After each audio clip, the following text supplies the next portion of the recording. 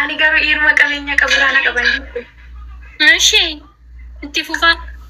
Innaa jechuudha hawwii faana baay'ee wal waan itti hojjechaa jirtu jechuudha tokko hawwayyoon gadi qabee bilookii si nyaachise jezba.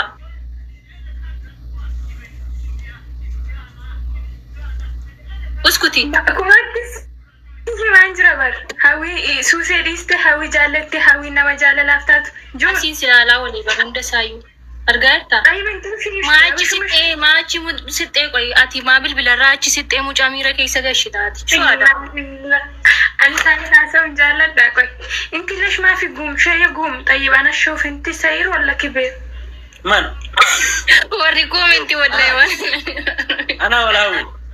Hawi. Maal jetta? Ayo. Allah hawi maafi guum Allah maafi guum hawi. Hawi la maafi guum. Duune maal gochaa oolte? Akkam? Maal hojjechaa oolteeti? Dachii qotaa ol. Dachii qotaa ol. Eenyuun qotte? Hawwaamu? Dachii miti kan itti bajjii dabale. Dachii qoffaraa oolee. Osoon hin jiraatin maal gochaa oolteeti? Mizraa qoffaraa oolee. Kana rabbi sirraa qaba boo'i ofirraa dhiisi maal jechuudha? Abbuu bayi gadi achiseeti yoo qinqina wuci. Deemi nyaati maal geessaa hojjechaa? Bayi baallaa rabbi jedhi kabajaan bayi. Ba'u? Wuci. Maqaa Yesuusiin qoy nan ba'a. Nagaan turaa isinitti haa tolu.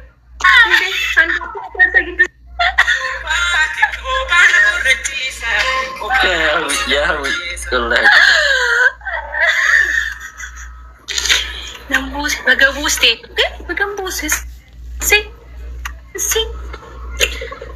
Maal Maal gochaa? Sittan deebi'aa. Maal gochaa?